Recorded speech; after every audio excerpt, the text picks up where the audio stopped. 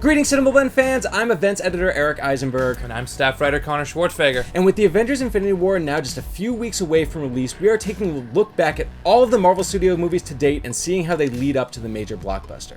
Let's dive in.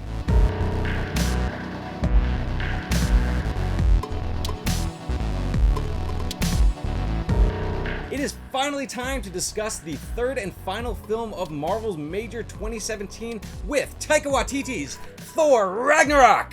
As far as leading into Infinity War, this movie is fairly significant, if not just because it catches us up with two of the characters who we did not get to see in Civil War, and in fact had not seen since 2015, back in Age of Ultron. It does not feel like that. Nope, it feels like it has been a full decade. But it's so glad to have Hulk back, and a very different Hulk, I might add. Talk about that. That's a progression that will lead into Infinity War. He's been around for 2 years. His mind has kind of developed to the point where he is able to not just say things like Hulk smash or puny god. He can put more than two words together, essentially. Hulk like fire, Thor like water. I think we're also seeing like a bigger distinction being created between Banner and Hulk, in the sense that they both have personalities now, and they're budding. They don't like each other. No Banner, only Hulk. But let's also talk about the development of Thor, because he's actually had some power upgrades. Yeah. This guy, unfortunately, as much as we loved him going back to 2011.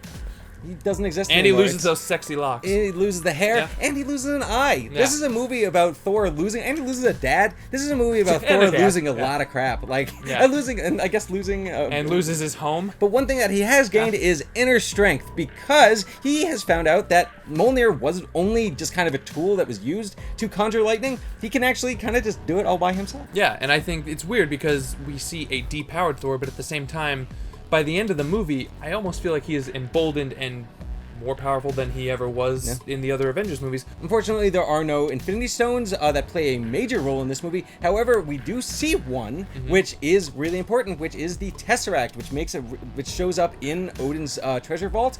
And unfortunately, it looks like it is being stolen by none other than Mr. Loki. Also worth pointing out in that moment is that we get a bit of a continuity fix in the sense that they confirmed that Infinity Gauntlet. Yes, the Infinity Gauntlet is a fake. Yes, the first Marvel fans going back to the first Kenneth Branagh's first Thor saw the Infinity Gauntlet in that treasure room. They figured that was the one.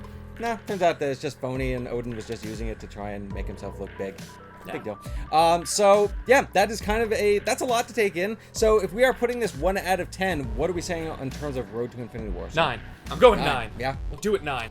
So this is it, folks. We have finally come to the 18th film of the Marvel Cinematic Universe. I am, of course, referring to Mr. Ryan Coogler's Black Panther, which just came out a couple months ago, but, has certainly put us in the mood for Infinity War, yeah? I mean, we're riding high on this one. Wakanda, that alone is going to play a huge role. Clearly from the trailers, it's a battleground. It is where they are going. From what we've kind of understood, it is actually where they're hiding out Vision to protect him, kind of as a ground where they can kind of draw Thanos in. We got to meet T'Challa for the first time in Captain America Civil War, but this is the movie that really kind of fleshes him out as a character, lets us know who he is. But he's also surrounded in this up by a ton of supporting characters who will be showing up in Infinity War. Yeah, Shuri for showing one, up. Very excited for that. Let's see. M'Baku's who's showing up, who's obviously part of the Border Tribe, but he's going to be in there for this fight. So it looks, and Okoye, who's a member of the Dora Milaje, who incredibly significant. And also, I mean, we should just also mention the influence of vibranium in general, because, I mean, for one, it looks like Tony Stark is going to be getting his own special new Iron Man armor. How did we not lead with that? Yeah,